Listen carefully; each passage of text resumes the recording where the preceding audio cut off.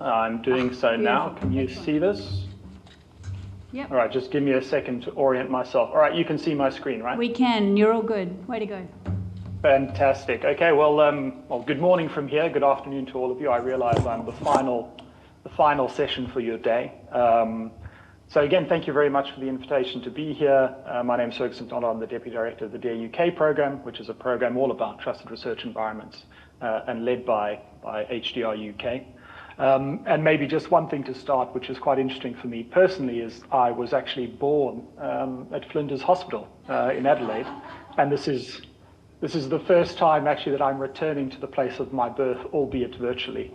So it's quite an interesting, bit of a surreal experience for me. Fantastic. No wonder they gave you the job to get up early. Thank you. Yeah, there you go. Exactly. All right. Well, I mean, I really actually enjoyed listening to James's talk because I hope you will see there's some parallels there, and just echoing some of the points that James made about partnership, about really learning from both the mistakes and the successes in the UK. But really today, I'm just going to talk about sort of very top line, what is HDR UK, Health Data Research UK, but I'm not going to spend much time on that. I'm then going to go into what I call a kind of a short history of nearly everything TREs in the UK anyway, and then finish off with a little bit of so what at the end. So in terms of HDR UK is the National Institute for Health Data Research in the UK. And really the long-term mission of the Institute is to make discoveries that improve people's lives using the UK's health data. And really this has been a pretty sort of consistent and clear mission since the establishment of the Institute in 2018. And really the Institute is, and again to echo sort of what James was saying, it is really fundamentally about partnership, right? It's about bringing the ecosystem together, partnering with funders, with research performing organizations, with the National Health Service, towards a future in which large-scale data and advanced analytics benefits every patient interaction, every clinical trial, biomedical discovery, and enhances public health. And I think that last one, enhances public health, is an important point to emphasize, because really HDR UK, while it does focus on health data science and research using health data, it's about systemic change, right? So it really is about trying to build and support sort of the connections necessary, the infrastructure necessary, whether that's technical infrastructure, data governance infrastructure, but it's about the infrastructure necessary to catalyze change and improvement at a systemic level. And in terms of how we sort of do that, again, this is going to be sort of my last slide on HDR UK, but just in terms of how we do that, you can see here sort of the traditional, very simplified view of the researcher journey. And it's really working across all of these different stages in the journey to accelerate how we get from finding and accessing data all the way through to delivering policy insight, public health benefit, improving sort of health research, right? And so it's really making it easier to find, access, and use diverse and high quality data. It's about providing the leadership to solve, it says here difficult technical problems, but again, I would argue, and again, sort of echoing what James said, I think these are socio-technical problems largely, but really providing the leadership to solve socio-technical problems, to bring partners together across the ecosystem.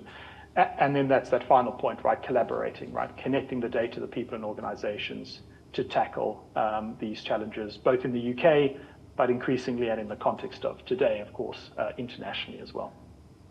So that's all I'm going to do for HDR UK, very kind of top line messages, but now I'm going to get into a little bit of a short history of everything TREs. And really the way I was sort of thought to frame this was, this has really been a data distribution to data access journey over roughly the last 20 years. And what I mean by that is data distribution really refers, sometimes referred to as data download. It really is where the data travels to the researcher, right? So historically, that's the way it worked. The data moved. It was pseudonymized data, of course, de-identified data, but the data went to where the researcher was. They downloaded to their laptop, USB sticks, etc. And in this case, really, the data protections were built into the legal agreements that a researcher signed. And these then determine the researcher's obligations in terms of data security, confidentiality, and ethical use, right? So that was the mechanism for sort of protecting the data, if you like. Now we're moving into the sort of space of data access, right? And that's essentially an inversion of the model, right? So this is now where the researcher travels to where the data is, and the data remains in situ where it is. And this is fundamentally, I would say, what a TRE is trying to enable as a sort of, it's a tool for that, right? It is a tool for enabling data access. It is a safe place or a safe setting in the context of the 5 safes for researchers to access health data. Now, I would say that, yes, the main driver for this shift is, of course, improving the way that we uphold the social contract with the public, which is, really, which is the only reason we can do any of this. But it is also about some of the technical challenges, the way that the technical landscape has evolved in terms of the scale of data, the complexity of data, and the fact that sometimes you just can't move the data because it just becomes incredibly cost prohibitive, right? So there are other elements that play into this kind of journey from distribution to access. And I'm going to sort of characterize 3 eras, if you like, because I'm telling a bit of a history story, but it's kind of the competitive sort of era, if you like, and this is sort of early on where everybody kind of wants a TRE or begins to want a TRE. There's then the area of collaboration, and this is really where the ecosystem becomes starting to become a lot busier. There's more and more TREs being stood up, and we're starting to realize, and COVID is a great sort of driver of that we actually sort of need to start coming together. We need to start agreeing on standards for the way that we can work together. We need to start defining best practice for how we engage with the public responsibly. And of course, there is a big cost and efficiency driver here, because we can't just keep funding more and more TREs being stood up. And then finally, and this is maybe a little bit more future looking, I think we're sort of in the foothills of this, but it's sort of the federate era where we start, and I think Australia, I put Australia here because Australia is, of course, sort of a federation, right? It is a collection of entities that are self-governing, but where we all agree by sort of some consensus on a shared set of rules on how we're all going to work together, right? And that's essentially what we mean by federation. So these are the 3 eras.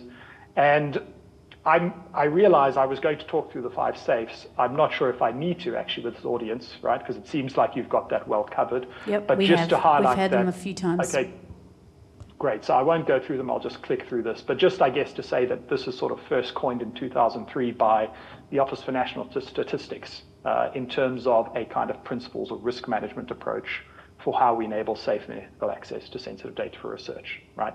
But so key to understand is the 5 safes as a kind of overarching framework. As James said, there's a lot underneath that.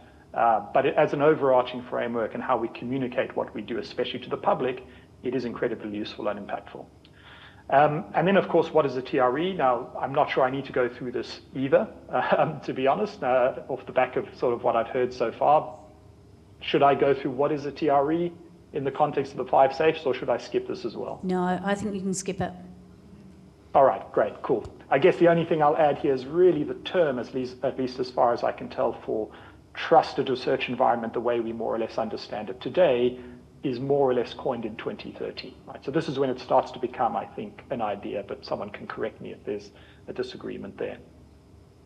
And I'll just skip through this quickly, all this. Great. Okay, and so in terms of a short history then, just to look at how, over the last 20 years, the number of TREs in the UK has grown, and this is a survey in 2022, right? So this preempts the National Health Service's subnational secure data environments, which are all TREs as well. So this number is definitely more for 2 reasons. Development since 2022, but of course also this is a kind of self-reported survey. So inevitably there are more than this, right? But the point is just to show the trend over time of the number of TREs that have begun to emerge in the UK.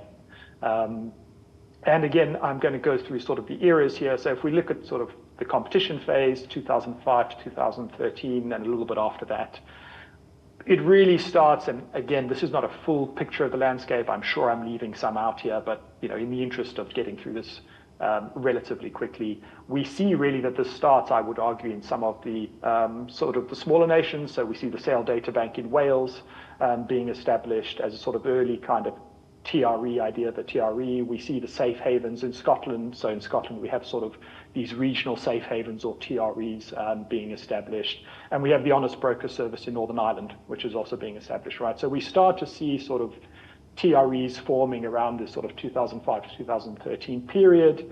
And of course, as James has already sort of touched on in his talk, we start to see the development of biobanks, which are perhaps not really at this time TREs the way we understand them today, in the sense that they provide, access to the data. This is a little bit more of a data distribution model, but, we see the development of biobanks in the UK, and there's, over time, there are various others that come in. I've just picked a couple of examples, the Clinical Practice Research Data Link through the Medicines and Healthcare Products Regulatory Agency, CPRD, the Dementias Platform UK, Q Research, which is a collaboration with the University of Nottingham. And so again, there's far more that we could put on here, but just to give you a sense, we're starting to see a little bit of the development over time and the increase over time of TREs in the UK. And then we get into, so I've skipped over that competition era very quickly, quite a few years there, but I guess that's my prerogative, giving a short history here. We get into really the collaboration sort of era, what I would call the collaboration era, in a large part driven by, it was starting already, but driven very much by the pandemic and the need to address really a very big shared problem.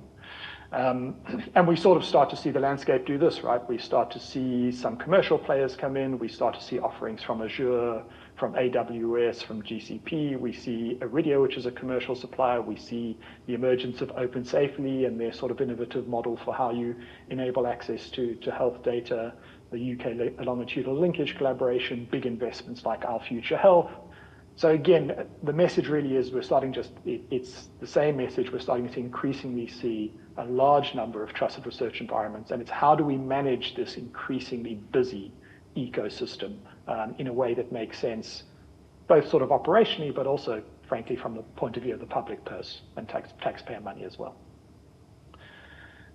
And so then a couple of things just to sort of point out where the collaboration is starting to happen, right? So we see the formation of the Health Data Research Alliance. So this is a membership organization with a sort of mix of NHS trusts, medical charities, public health agencies, academic centers. So it's a real sort of mix of different organizations all signing up to really try to build a community around this ecosystem, to shape the standards that we can all start to agree on, and to drive the adoption of best practice in this space, right? So this is just a sort of a sign of this increase in collaboration, this move away from a very competitive mindset.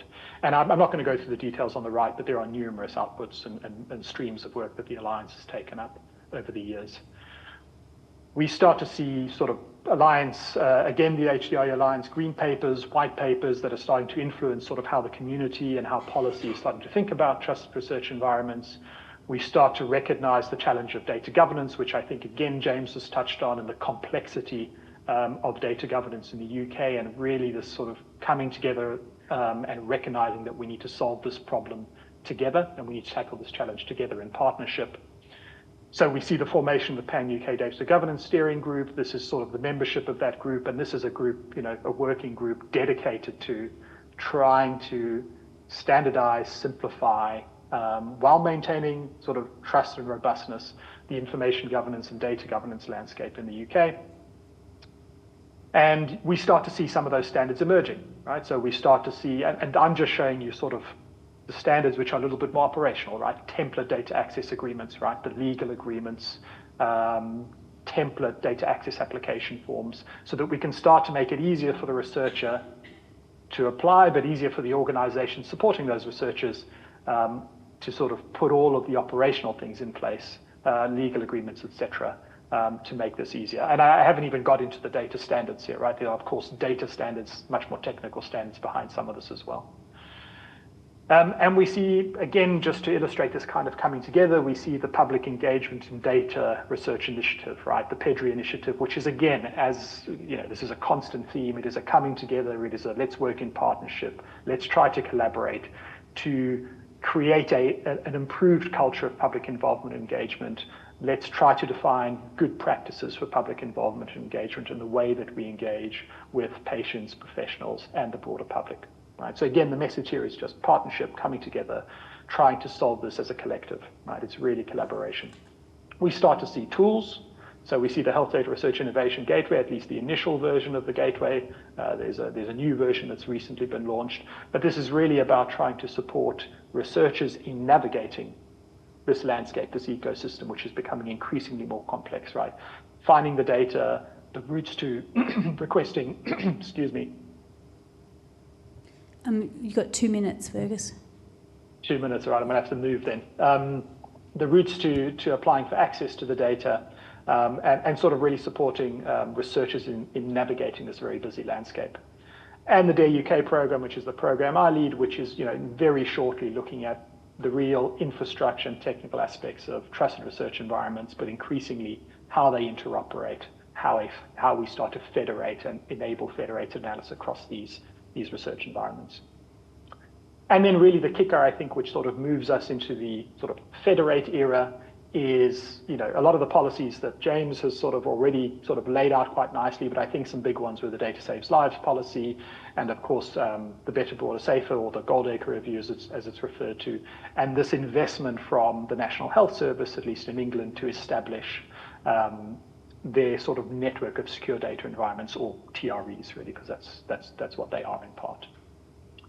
And so we move into kind of the federation space, which is where we are now and where I think we're going to be going in future. At least that's certainly what I think. And we start to see this kind of a landscape, right? And I would point out again on the left, you see there the secure data environments, of which James is a part of in terms of sort of the Wessex secure data environment. But we also see in Scotland the National Safe Haven starting to come together on the right-hand side here as a kind of federation, as a network. And so increasingly we start to see we need to work together, we need to interoperate, we're moving in this direction of sort of a federated ecosystem. And, we start to agree on common front doors, right? So the common front door for the NHS Research SDE network has been the Health Data Research Gateway, which I mentioned earlier, right? The enhanced version of the gateway. And so again, just supporting this message of federation and working together and agreeing to use common tools, common practices, common standards, this is sort of just an indication of that trend. And again, sort of the Safe People Registry, how can we determine safe people? How can we store that information in a central place? Again, driven by government, right, and the Department of Science, Innovation, Technology. All right, I'm going to move through this relatively quickly. We see in Europe the need for federation, right? So in Europe, we have a real drive, in fact, a regulation, i.e. a law, that the only way that you will be able to access health data is through I think they call it a secure processing environment, but essentially a TRE. And we've informed a lot of that thinking. We see more internationally the Research Data Alliance, which is an organization focused on sort of building social and technical bridges to enable data sharing and data access. We see them starting a TRE working group. So again, there is this momentum around how do we federate internationally as well. Okay, I'm more or less at the end here to the so what. So very shortly, I mean, just an example, there are many examples, but I'll use an HDR UK kind of example. But really what we see is the first whole population study of more than 67 million people in the UK, right? And this is a really statistically powerful study. The sort of breadth and depth of the data in terms of the characteristics, the health outcomes, the ethnicities is vast. And you can start to see some of the impact on the right-hand side. And again, I won't go into too much detail. I think I'm sort of out of time. But I guess what I would sort of close on then is, a final so what, and there's pros and cons to this. I know James has already sort of alluded to more money doesn't necessarily solve the problem. But what we see is off the back of, for example, the sort of review done by Professor Kathy Sudlow, who was the Chief Scientific Officer at HDR UK at the time, a sort of central recommendation from the work that she'd done, which is really kind of built on the back of everything I've just gone through in the last 10 minutes very quickly, and at a very sort of surface level, we start to see actual investment coming from the government, and significant investment from the government and the Wellcome Trust to establish what is called a Health Data Research Service. And again, it's just the recognition of the importance of data and data science in supporting a learning and modern health system. And TREs will be central, I think at least, will be central to this and to making this work effectively. Fantastic. Yeah, that's it from me. Fantastic. Thanks so much. It's always hard, talking into a computer, but that was fantastic and a great overview of the journey that your country's been on. Is there any one question for Fergus? I think it's just got to the end of the day, Fergus. Sorry, everyone's getting pooped. We've got one question coming from Kelly. Go for it, Kel. It's not really a question, actually. It's a comment that to everyone here in the room, we have a window of opportunity here for an acronym too. Did you see Data Lock there? I assume that's Scotland. And Vault in Victoria. Ah, no, we need We've got to to come focus on the important questions here, people. Thank you. But seriously, though, all to the speakers, thank you. It's been fascinating. But Yeah. Thank you, Kel.